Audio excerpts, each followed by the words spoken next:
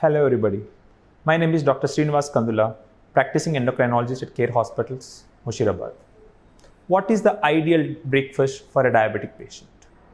Well, breakfast, often called as the king's food, should never go skipped in a diabetic patient because most diabetic medication have this risk of causing low sugars, and when taken without adequate breakfast will increase the risk of low blood glucose levels by noon or so.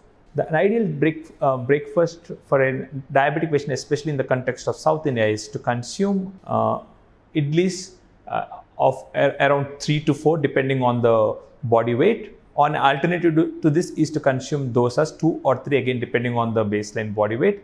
And the best alternative is to consume rava upma, which is again a good source of fiber and carbs with low fat. So when you couple this breakfast with a fruit or a glass of milk, you are also adding a source of protein in your diet, in addition to essential vitamins and minerals that are present in the fruit that you consume. So a fruit coupled with a glass of milk or a coffee without added sugars, and a breakfast consumed in the form of a rava upma, or for the matter idli or dosa, a serving size again depending on the baseline body weight of the patient, can be an ideal breakfast option for most diabetic patients.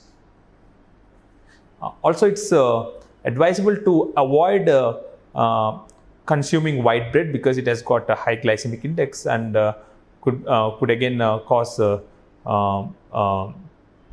poor glucose control, and it's also advisable to avoid breakfasts which have a lot of oil or ghee in the form of